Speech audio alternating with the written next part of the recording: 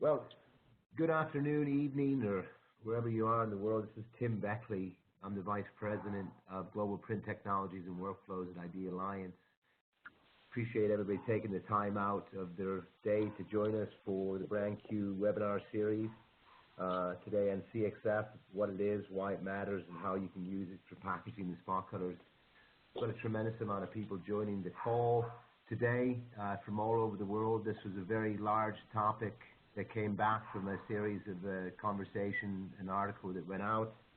And on today's call, being the lead presenter, kind of host, is Ron Ellis, who's the CEO of Ron Ellis Consulting, who's a global brand manager and consultant, also a G7 expert, lead trainer, developer, BrandQ lead developer, and a number of other certifications, and manager that works with a tremendous amount of people around the world, and we do a lot of work with. So with that, I'd like to present it to Ron, but I also like to make a quick note that on your screen you'll see a section of Q&A where you'll be able to note questions that you might have during the presentation that the presenters can address at the end of this webinar. So thanks for joining, and off to you, Ron. Thank you.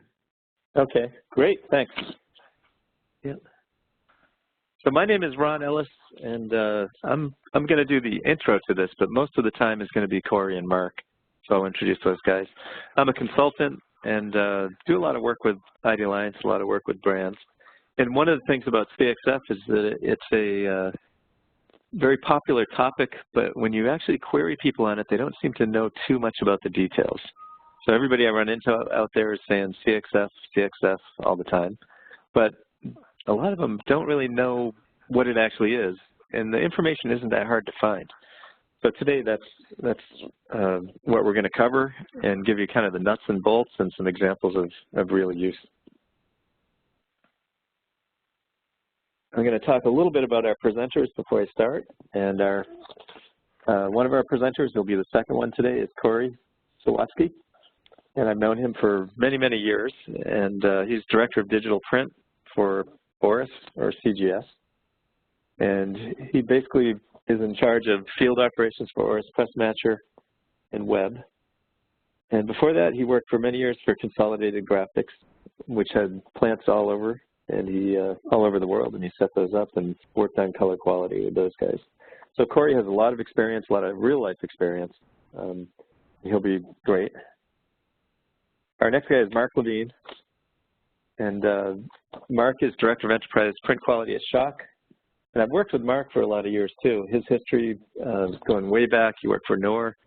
He was product manager for Monaco Color. Before that, went into X-Rite, and then was a product manager at X-Rite, and worked at Schawk on global print quality. That means all over the world when they print, making sure everything is the same. And also, he's the lead for their Color Drive project, which is software that gets used for global QC. So he works with many, many large brands and communicating color all over the place. So those are our panelists. What we're going to do today, I'm going to give a quick introduction to BrandQ, which is sponsoring this webinar, and we have a whole series of topics that relate to packaging and brands and color. Then Marc Levine is going to go first because he's going to start with the nuts and bolts and kind of get us into it. Cory's going to follow up with a CxF workflow examples and how it gets used in the industry. And then we should have about 15 minutes for Q&A where you can ask your own questions. So before we do that, I'll just spend a couple minutes, not very long, on BrandQ. And BrandQ is a new Idealliance program that's built for printers and brands. And it has three main ideas. And the idea is to communicate, and that's basically to help the supply chain communicate color and aims to each other. And the idea being a brand should be able to communicate what they want to printers so printers can then actually print it. And that sounds simple, but it's not. There's a lot of inefficiency there and a lot of miscommunication. Second part is educate, and educate is training programs, teaching brands and teaching printers on how to use new technology, and especially on how to do this communication and assessment. And the third is validate, and Idealliance has programs where we validate and audit print sites on behalf of brands as well as on behalf of just the printers themselves. that's kind of a quick overview. If you look at some pictures, this is from Educate. This is our class that we had at GMG in October. So this is a bunch of print buyers here, and they're learning how to measure. And if you look in the picture, you can see those sheets of paper, and those are sample press sheets that have been manipulated, so they have certain defects and errors, and they're learning to measure and check those. For Communicate, it's about talking to the printer. In this case, there's a live print sample laying down there, and that's Marc Levine and some print buyers and other people talking about, and there's Biggie from GMG in the back there right next to him, talking about what happened, why doesn't that match the proof? And these are the big issues. If you ask for something, why don't you get it, and what do you need to communicate in order to be able to get it? And then Validate, and Idealliance has a lot of programs such as G7 Master Certification and BrandQ, as well as some private ones that are run where brands can have their printers send in samples and have those validated to kind of make sure everybody is matching what's needed. So these are just the 3 ideas of BrandQ. And now we'll move into our presentation. So why CxF? CxF is part of the Communicate mission. And really, we have to communicate colors, and CxF is probably one of the best tools for moving color around. And then the other part, as I mentioned, is everybody's talking about CxF, but in reality, not many people know the details of it. And that's where this first presentation that Marc gives is going to be really helpful. So let me have you switch over to Marc, and Marc Levine, you're off. All right, thank you very much. Yep.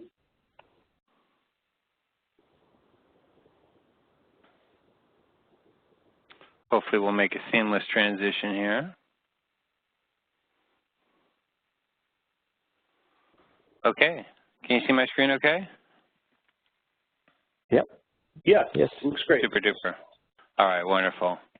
Well, thanks, Ron and Tim, and thanks to Idealliance for being kind of an educational force in the industry to help the industry improve. It's just been a pure pleasure working with the team at Idealliance. I think they're genuinely focused on moving the needle for brands and for printers, creating a better industry that works more efficiently, takes cost out, and gives people higher performance in print.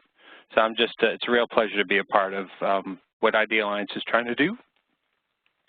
Again, my name is Marc Levine, and Ron had it right. I'm the Director of Enterprise Print Quality. We service customers around the globe, helping them get quality right. We've built software as a service that a lot of people call a color drive platform, and we also have human-powered services. We take measurements for brands, and we lead print quality discussions with printers and brands as well. I am on the Idealliance Print Properties. I work with Ron. I'm chair or co-chair on a couple of committees that I've been very excited to be a part of.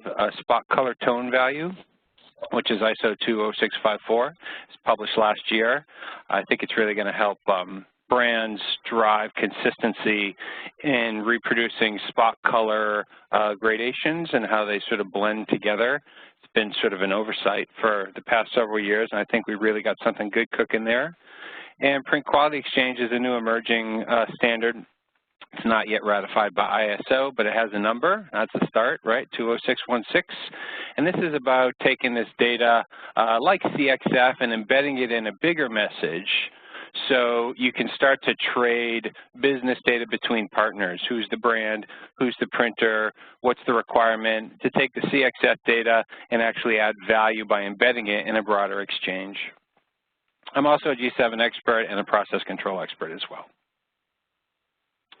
So that's me, and we're here to talk about CxF, so I'll talk about CxF now, And just to start, I'll give you a little background. In the 90s and the 2000s, you really saw a drive from instrument manufacturers to create a standard for exchanging data. And this makes a lot of sense because instrument manufacturers are the ones who are creating the data, This is where the data is born. It comes out of a measurement device. And so these manufacturers have tools to, capture it, and they have software that the tools are connected to. And so you can get this spectral data or color data into the software. But how do you get the data from one piece of software to the other? That's the challenge. And so, you know, early on in the process in the 90s, which is a long time ago, right, which shouldn't be a long time ago, but it is, there was a company called Greytag Macbeth, Switzerland-based. They came up with something called CxF, or Color Exchange Format, and that was version 1.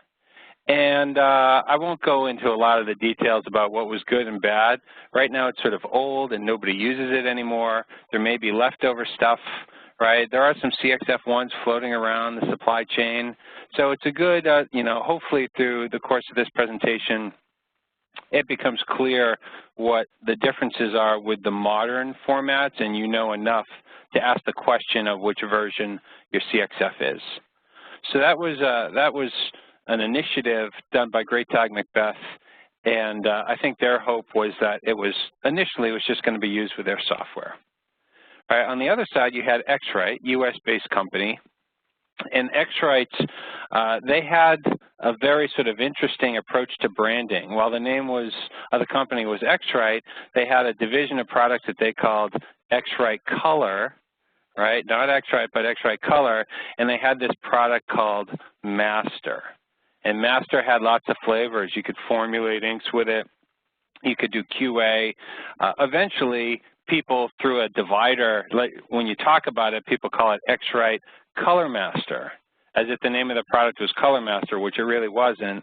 And as a consequence, it kind of buried the origin of the name. There's another format called a MIF, which is a Master Information Format, right? This was what X-Rite developed to trade these, you know, measurements from instruments between their different versions of the software.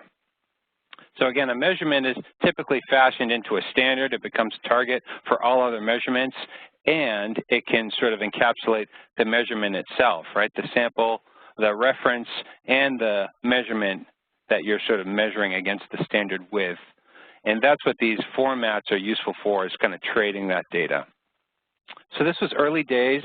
It was limited flexibility in these, you know, messages. These companies were still trying to figure out how to be good software integrated workflow providers, right? They had the instrument science stuff down, but it was kind of early in the process for them. So their formats had limited flexibility and extensibility. Right, later in the 2000s, X-Rite came up with CxF 2, right? They decided to make it XML based.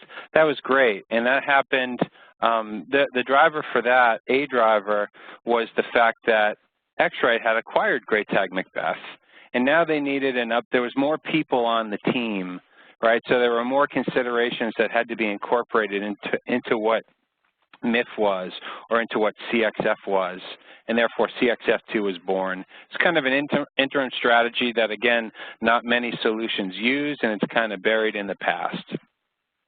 And then finally, around 2010, I'm not 100% sure of the exact date, CxF 3 comes out. So CxF 3 was a big, big improvement. There was an initiative inside of X-Rite at the time, and again, this was before it was an industry standard, to sit down with people from color and appearance, from graphic arts, and put together a comprehensive, extensible, well-defined format that you can take your color measurement data, put it in, and transfer it to another piece of software. So, you know, in 2010, still an X-Rite technology, but they weren't taking over the world with it, so they figured, why don't we just make this an ISO standard? So they threw it over the wall to ISO, and ISO took it and ran as they should. It's a really nice format, and in 2015, that became part of an ISO standard 17972, 2015. And again, this is an XML structure, so, you know, I think XML has a couple of benefits that I'll touch on towards the end of my piece here, but that really kind of laid the groundwork for what we have today. So the latest version is not called CxF 4. Right? You had CxF 1, 2, 3, right? And so if you ask anyone what comes next in this sequence, right, they would probably say CxF 4, and a lot of people say CxF 4, but that's not really what it is. It's CxF X, right? And I think the intent is to kind of socialize CxF in the same way that we socialize PDFs, right? Because now the latest standard for writing a PDF, this is a typical artwork file, excuse me, is PDFX, and they have different flavors, PDFX 1, 2, 3, 4, and this presentation is not about PDFX, but that is really the driver, I think, for the naming of CxFX. So, finally, it came out in 2017, just last year, 17972. And in addition to being a new incarnation, it's kind of split into these different flavors, right? There's 4 of them. There's CxF X1, which is a basic exchange. It supports all the different criteria. You know, there's no restrictions on how you use it. It's fully compatible with anything you want to measure. There's CxF 2, which is really for input targets, right? So there are devices that capture color like scanners and digital cameras, and you can calibrate these things by taking a photograph or taking a scan of a color target and then doing some math and using special software. So these targets need a definition, and that's where CxF X2 is focused, is on this input definition. What are the references for that input target? And of course, you need an output target. If you're working with printers and they're characterizing or fingerprinting their presses, they're printing these charts, right, that have 1,000, 2,000 colors. You know, there's a few different charts, and that's another session on charts. But anyway, that's what CxF X3 is focused on. And then specifically for spot colors, a version was developed that had special requirements around spot colors and how you might want to characterize those. So again, for CxF X4 and X1 is really what we're talking about today. I think a lot of what you're going to hear is more like X4-driven stuff, but truthfully, anything that's in X4 can be supported in CxF3, not X3, right? Hopefully you're confused by now. That was the intent in making all these crazy names this way. Anyway, so CxF X1, again, it supports, you're going to hear spectral data. I'm sure Cory's going to talk about that. So CxF3 supports spectral data, but it doesn't require it. So that means that inside a CxF X1, you could have LAB data, which is still perfectly good data. What's nice about CxF is that it's not partial data, it's complete. So when you have the LAB data, for those of you who know what LAB is, you might know that you can have different LABs for different lighting, right? If I change the color of the light in the room, the color of the thing I'm looking at changes. So with LAB, you always need to specify, you know, as a D50, 2 degree, there's some additional parameters. By putting this in a CxF container to share it, you ensure that all those attributes kind of travel with it. So there's never any issue of what the color really is.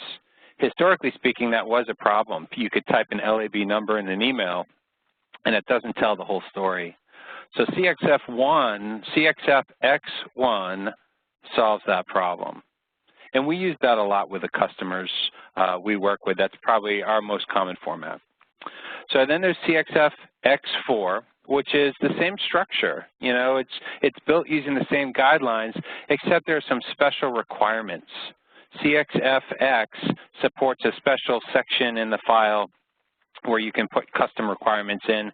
So it's got some extra, you know, magic loaded in there, and it requires you to have spectral data. So by the way, a CxF X4 file can have both spectral and lab. It just requires that it has spectral, but it doesn't mean it doesn't have all that other stuff in there too. So you can still use a CxF X4 lots of different ways. And if this wasn't tricky enough with CxF X 1, 2, 3, 4, and here you're looking at 1 and 4, the splits keep on coming. So CxF 4 is available in 3 flavors, right? So, you know, I'm feeling the complexity here. You're probably feeling the complexity too. And there's not going to be a quiz tomorrow here on this, or maybe there will be, I don't know. No, there won't be. But I think it's important if you're going to enable and empower your supply chain to work with CxF, it's a good idea to understand the bits and pieces, know which versions you're using, know how to socialize it, and ideally be sort of a force of education as you deal with others who may have questions about which format is which. So that's really, the intent of this exercise is to clarify all that. So CxF X4 with no letter on it, all by itself, means full characterization. And I have a picture on the next page. I think I'll spend more of my time talking there. CxF X4A is just a single background characterization, right? We'll take a look at that picture. And CxF X4B is just a single, spot color measurement. It's just one measurement. It's historically what a lot of people use to exchange color. And that kind of looks like this, right? So on the far left, you see the X4 with no little letter on it. That's the full characterization. And you can see it's a wedge of color, right? It's a wedge of ink. And at the very bottom, right, is the substrate, or at the very, I should say at the very top. I was standing on my head there. So at the very top, you start with the substrate, and you progress in even steps, 10% increments, to the solid ink coverage on the bottom. So you're basically printing a whole wedge of color, and by measuring it, you can not only express the solid color, solid brand color that should be a target for a printer, and you should set up your design intent around, but also the gradation of the color, right, and what the expectation should be. So that way, when the print supplier sets this up, they can not only, they can not only map the solid ink by ink formulation techniques, but they can adjust the plate curve so they can get just the right tonal development on press. And this will help when spot colors start to interact with each other through gradations and start to overprint, or maybe overprint with some process colors that are also on the sheet, right? And you want to know about the overprint characteristics. So having this tone information can help the system work better from an artwork separation process through a proofing process. All right, and next to that looks like a big black stripe. It doesn't really look a whole lot different than a big black stripe. When I made this in Photoshop, it looked like red over black. So, but it pretty much looks like a big black stripe. And so what this is the red printed over black. So on the left, you see that it's just over substrate. And on the right, it's printed over 100% black ink. And the reason you do this is to give, typically this information is valuable to like a proofing system. You're sort of expressing more information about that ink and giving some transparency, some people would call it opacity data, to help an inkjet proofing system, reproduce how this ink is behaving with the other inks. So that's a CxF X4, that's the full characterization, and then you have the 4A in the middle, that's just a one ramp, same thing with just a one ramp. And then finally on the far right, you have just a single characterization, which is the spot color solid itself, right, just the bottom bar. So even this, it seems like, oh, there's so much data on the left and there's so little data on the right, but really, even with the spot color management process and supplying the, the colorimetric or spectral data of even the spot color solid in a reliable way can have a huge benefit and impact on the supply chain. So any of these are good. And it's really up to brand owners to consider, what they're really asking their suppliers to do in sort of supplying X4, X4A, or X4B. In practice, what we've come across, and I know I've taken a little bit of time, so I'm close to wrapping up here. In practice, for us and the customers we deal with, generally speaking, the supply chain has a very limited awareness of what CxF is. So I'm always a little bit nervous when we get into the depth of what CxF X is and the, no letter A and B. that's a little scary. So I think it really requires a lot of focus on our parts, those of you on the call embracing, understanding the bits and pieces and knowing what you're asking for. You know, I've sent CxF to ink manufacturers who should know this stuff and they don't, right? And printers who should know this stuff and they don't. And I get that because a lot of them are using legacy workflows and those workflows are working, right? We still get a lot of MIF files. And I think X-Write was so big here in the U.S. that it's kind of a U.S. phenomenon. I'm not sure it's the same elsewhere. Most of the CxF 3 files we get from printers and we give to printers contain spectral data. So I know CxF X4 is intended to, you know, require spectral data, but practically speaking, we don't see a lot of CxF files that don't have spectral data. So we don't typically use a format with special enforcement requirements. That's just us. In cases where CxF 3 does not include that data, as I mentioned, the lab does come with all the necessary detail so you can get a good result, even if you're just working against lab data. And then typically from a color specification, you know, perspective, a brand gives the printer a color. What do I have to hit? Typically, what's most important to the brand is that solid. For sure, it's that solid. And what a lot of brands or some brands are looking at is the 50% reproduction. Because anything you're asking the printer to measure and you want to track against, if you have all those patches, it kind of complicates the print quality process. And so we're seeing hundreds and 50s be kind of the norm. One of the things you may hear, just to watch out about opacity, you may hear that a CxF X4 with no letter on it helps you calculate opacity. What it does is it expresses kind of the transparency of the ink and it lets a proofing system use it. But just, I wanted to clarify, there are standard ways to measure opacity, and it typically uses something called a Lunetta card. This has a standard black and a standard white because you can't always assure, you know, what the substrate white is and what the ink black is. And measurement of opacity needs these types of things to comply with the standard of opacity measurement. And why I even bring that up is because it is important in a lot of cases. You can see this baby's forehead does not look like you want the baby's forehead to look, right? And that's because of the product in the back, and that's because the opacity of the inks are not high enough and they have a lot of what's called show-through.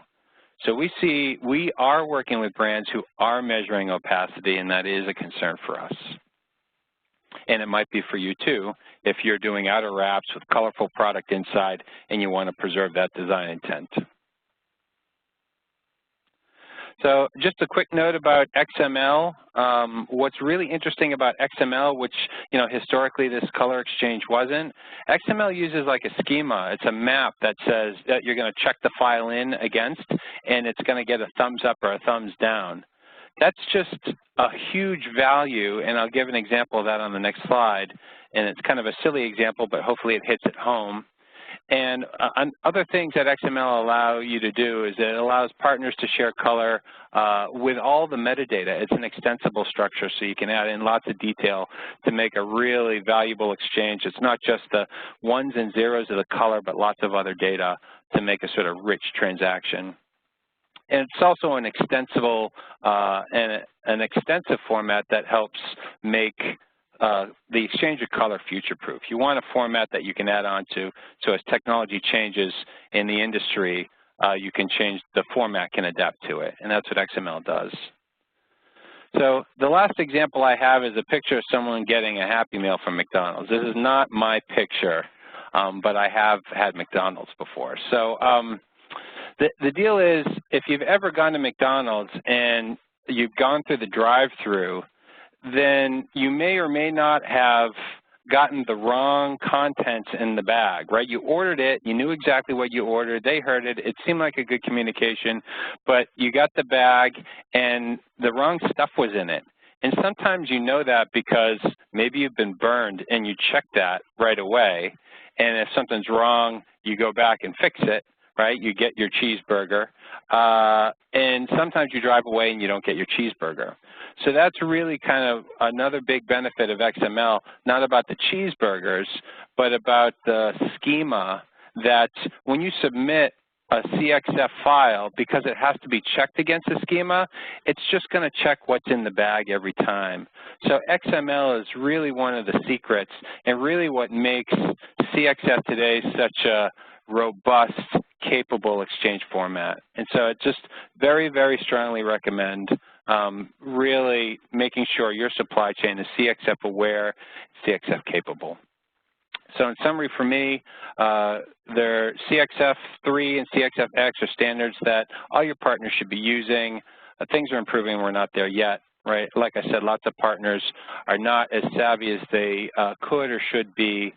The latest ISO standard introduces the new CxF flavors, so just I recommend, quizzing yourself, making sure you have your lingo straight.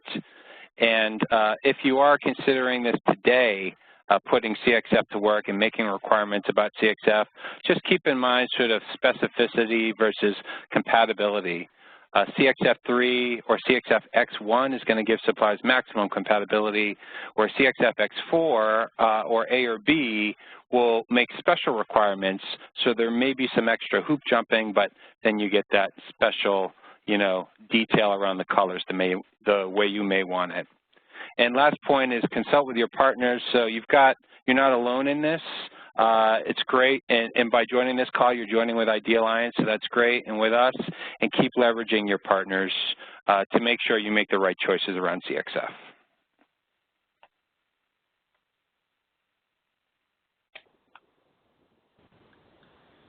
All right, I am passing the ball to Cory now, correct? I believe so, yes, sir. All right. Great. All right, thanks, Steve. All right, so should I share my screen? Somebody verify that you can see it? Looks terrific. Excellent. Well, thank you for that, Mark. That was a phenomenal summary of CxF, its history and its current state. I would suggest making sure that if you're on this call, make sure and get that slide deck from Idealliance. It's got a ton of great information in it. So my portion, well, first of all, I'm Cory Sawatzki. I'm with CGS Publishing Technologies. I'm the Director of Digital Print Technology. Now, that's kind of misleading, although we have a lot of digital things in our environments today, so I suppose it crosses those bridges. One thing to note, I am actually on site at a printing company today, so I can't talk about inks unless I can smell them, so here I am. So the idea of CxF, and where I'm going to kind of branch off from what Mark talked about, is I'm going to talk more about theory and application. So he talked a lot about history, and he talked about some application. But I want to talk about what we've seen in the field, some examples of some people that are actually using it, and we'll talk about that a little bit. And then some of the problems that CxF tends to solve and why it's come to such a strong head in the industry. So the idea of CxF, spectral information. So Mark talked a little bit about, lab versus spectral. And yes, it can contain just lab.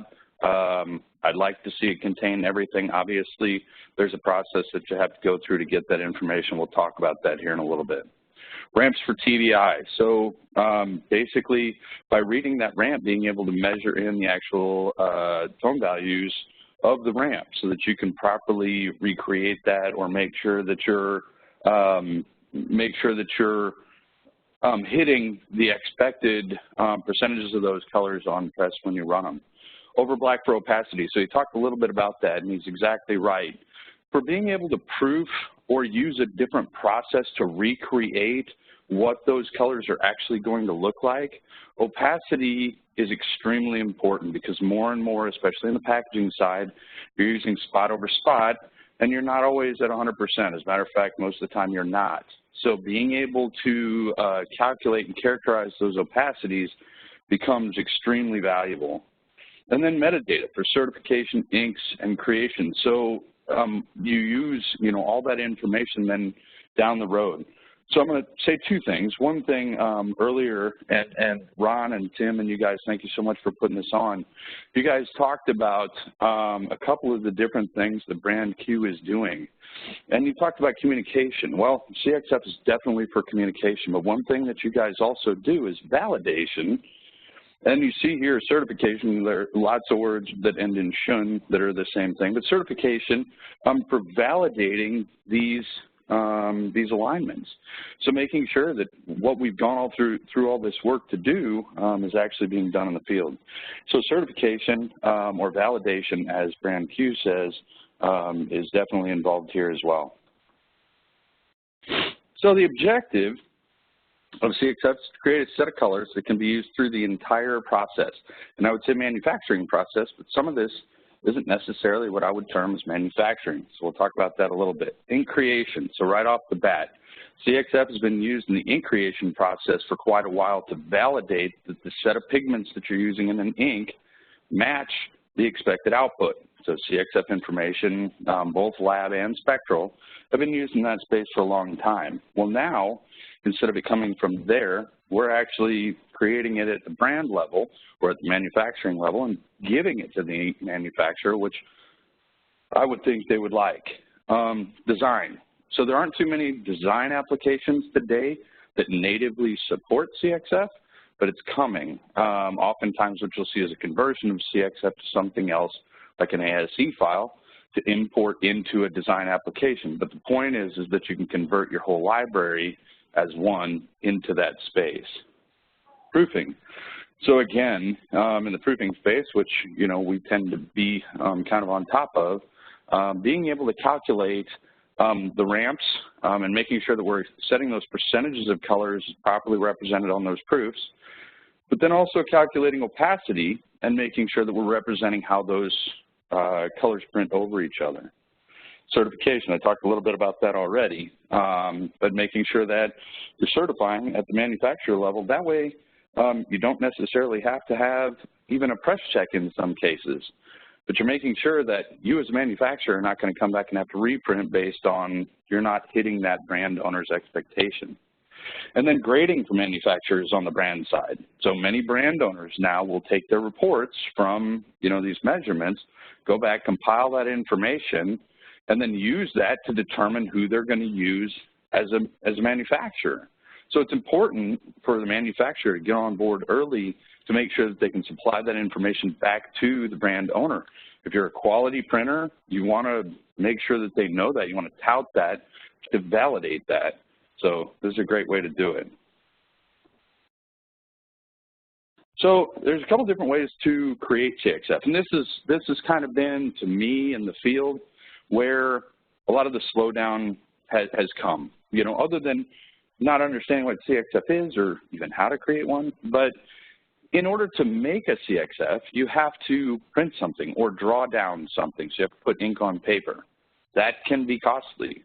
So there's a couple different ways that I've seen people do it. The brand owner would have drawdowns done on their substrate by their manufacturers or by a third party, where they'd send out and say, this is the color that I want on a, some kind of number or a sample or something, and say, this is the color that I want.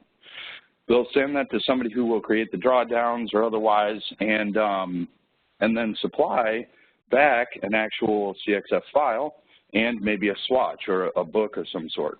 The designer could have the CxF created for the design side. Don't necessarily see that very often. Usually that would escalate up to a brand owner and usually a bigger one. Last one would be the manufacturer runs CxF with jobs and uses them for consistency proofing, and then possibly supplies them back to the brand owner. So they'll say, this is how we print that color that you like. Here's your CxF. Use this in your processes. And I'm going to kind of speed up here a little bit. I may skip over some stuff. So brand management, and I want to give kudos right now. If any of you went to the color conference, you may have heard Barry Sannel speak about their use of CxF at Diageo, and I want to take a hat off to him. He's a great flag holder for us in that CxF space. He uses it very well, and he speaks to it very well. These are some of the things that he puts, for brand management. He says, color input, communications, standards, and color output. those are the 4 areas that he really looks at when he talks about brand management.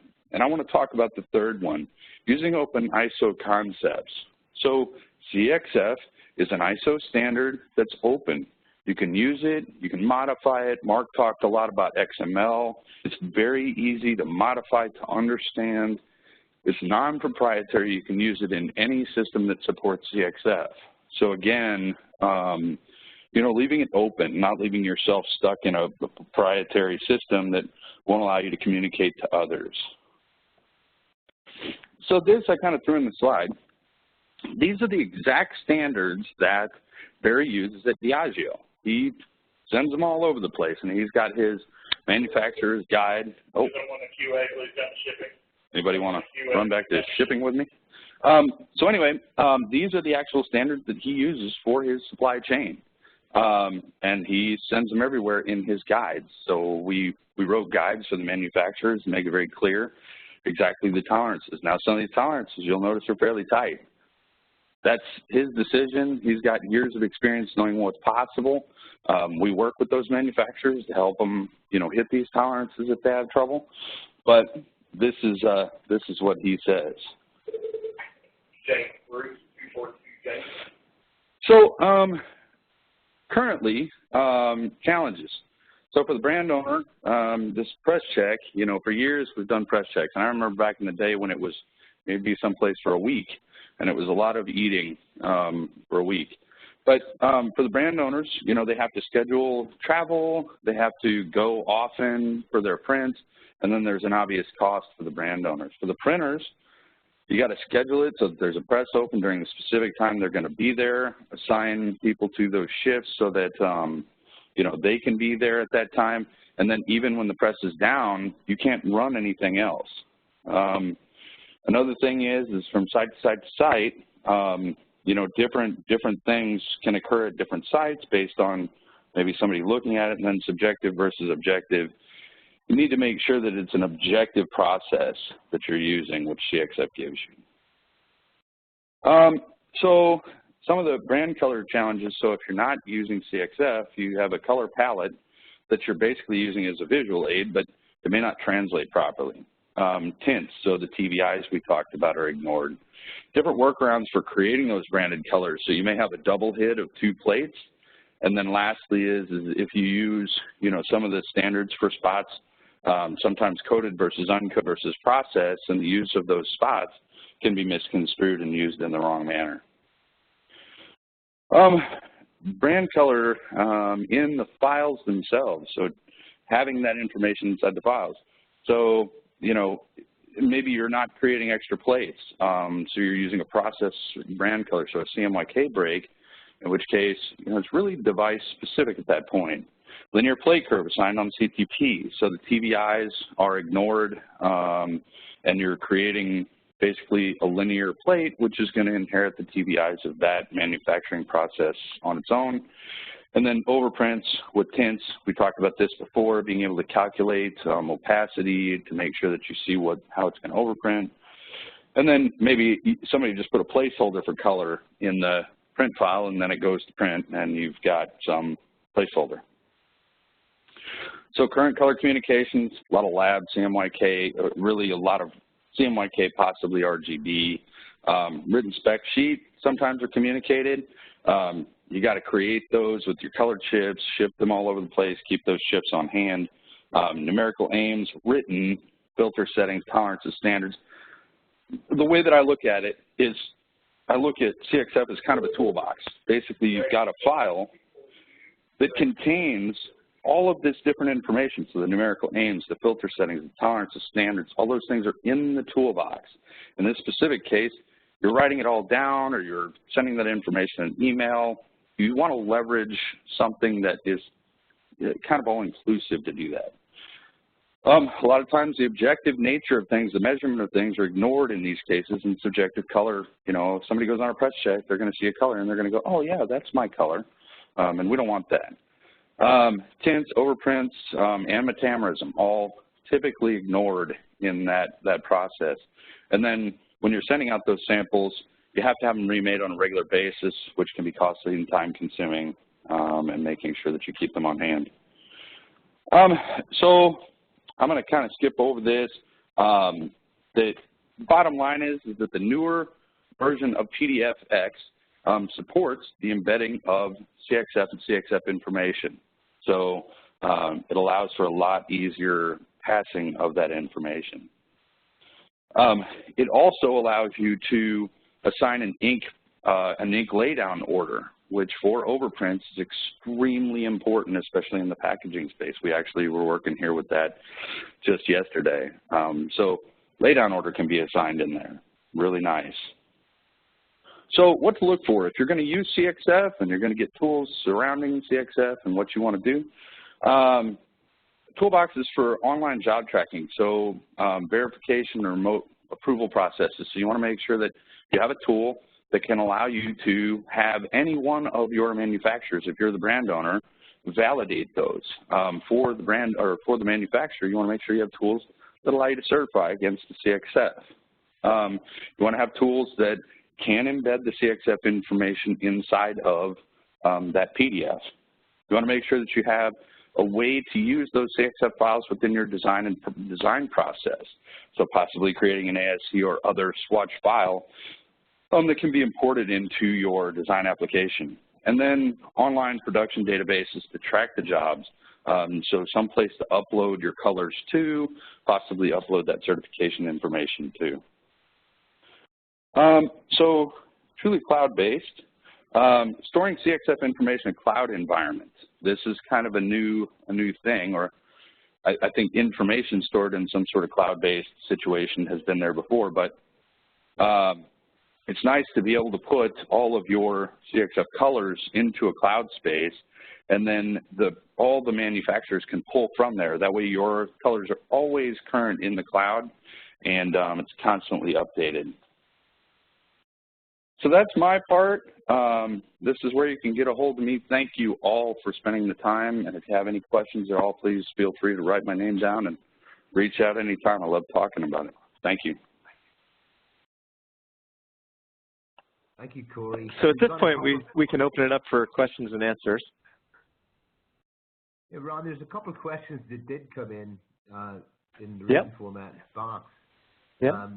The first one was somebody had asked what the acronym of what was a MIF file, what did that stand for? Marc, you want to answer that? Yeah, sure. I believe, there's probably some rumor around that, but I believe because it was X-Ray Color Master, it's the master information format. That is correct, sir. Give that man a dollar. But I think the developer's name of Color Master was Mike, so it could be Mike's information format. I'm not 100% sure. Yeah, right. And MIF is still pretty common, but not so much used in newer programs. There was another question that came in that was in regards to software that supports CxF. Yeah. So I think CGS has their color toolbox that can do that. And then, of course, any of these programs in the color, like the ink room and in many of the QA products, can import and export CxF too. So I think, let me let you guys both take a crack at that. But the part that's interesting is what Marc talked about with the versions. And, many programs can take in and export CxF. The version differences are kind of big. Yeah. Ron, just to kind of dovetail on that, you're absolutely right. So some softwares take older versions than other softwares. Like, for example, if you had a really old copy of Profile Maker, that only takes CxF1.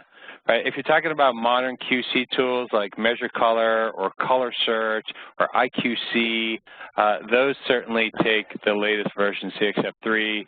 The color toolbox that Cory's showing, he's probably got lots of tools there. We have a platform called Color Drive, and we accept CxF 3, right? So there's an array of tools probably supporting a lot of different levels. And I'll just tack on to that really at the end of the day, just make sure and ask your software manufacturer if they support both input and output of CxF and what version. And then you can use the notes that Marc just gave you to kind of see what then your capabilities are. Yep. We've got time for more questions as well to come in, so please shoot those across if you have more. I'll wait for those to post and just take the time to talk about BrandQ, as Ron had mentioned. BrandQ is a supply chain program that was actually developed by the supply chain for the supply chain, and it's a very broad program with different varying levels. You can come to Idealliance.org to find out more about it. You see it on the screen there. A question just came in here. Is how useful is CxF in a digital printing packaging environment? In what? Can you repeat that? How useful is CxF in a digital printing packaging environment? Probably a great question for Cory. Yeah, so it can be excellent depending on what the front end is in front of it. You need something that understands CxF. So, you know, okay, I'll tout CGS has some tools that'll definitely do that. But the reason why it's important is because at that point, instead of trying to recreate what was done through the same process, you're using a different process and then trying to validate against that. So you have a RIP that understands how to leverage that tint ramp and how to leverage the opacities, then you can properly rip and represent those colors in many environments with different processes. So it can be extremely powerful. You need to make sure that you have the right software deck to support it, though. So good question.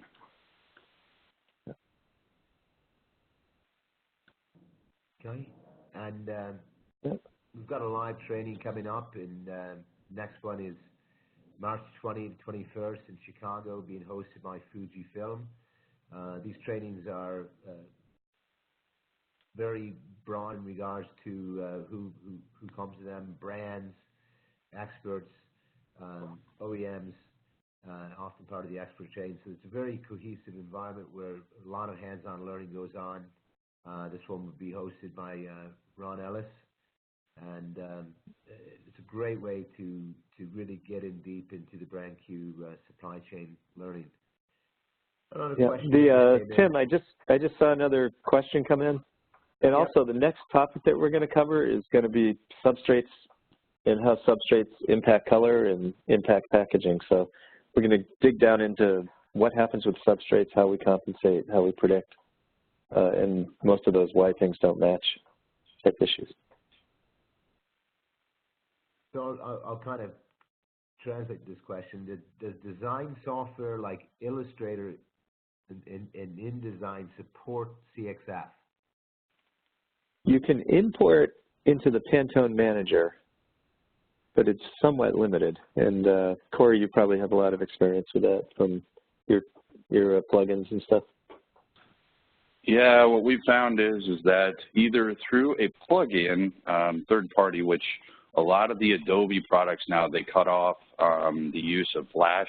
So a lot of the plugins are starting to die off. Adobe doesn't like outside plugins for obvious reasons.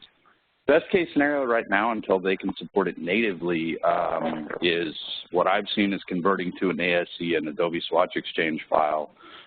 We and other people, I think, can do that, and then take that and use it. It converts it to labs, but then post design process, you can reattach the CxF information through any tool that'll do it, reattach that CxF information into a PDFX and send that on from there. Yeah, and you can import a CxF into Pantone Manager, but what's the downside of that? What happens there? Do you know? Well, I think it converts it it's no longer, if it had spectral or ramps, it converts it to a flat lab, right, if I'm not mistaken. Yeah. But as far as from the designer side, you could get that in so your designers were using the right color with the right name. And obviously it has to get married back up to CxF and the rest of the supply chain. Right. Yeah.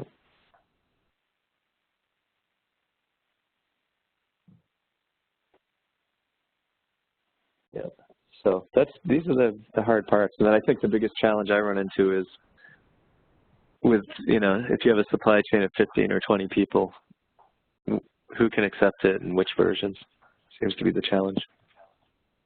Well, and it's why we see most of the time what we're seeing is we're seeing either the single large manufacturer house and produce it, or the big brand owner like a Diageo or a PetSmart taking that and owning it and then sending it down and vetting their manufacturers by whether or not they can support it. Yeah, great. So, Marc, do you have any other last words?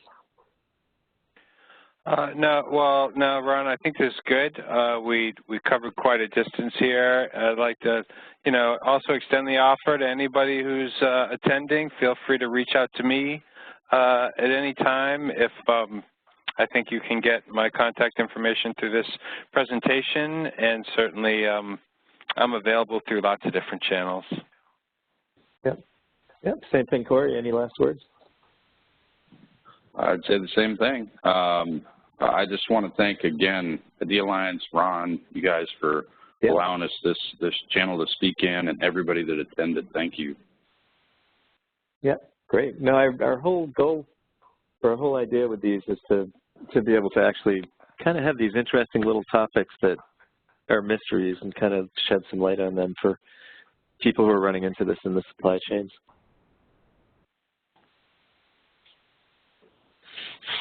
One quick thing, Ron.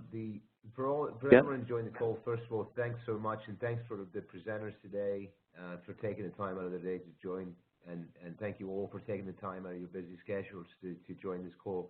We will be sending out this webinar audio recording to everyone who's joined this call today. So you'll be getting that in your email. And if you need anything more, you can feel free to reach out to myself or any one of us. Great.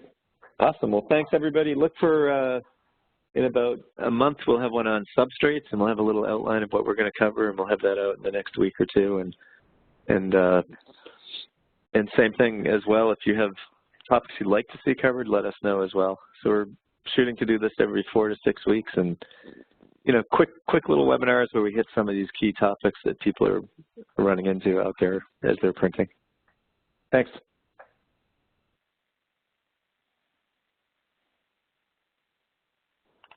Thanks, everyone. Thank you. Yeah.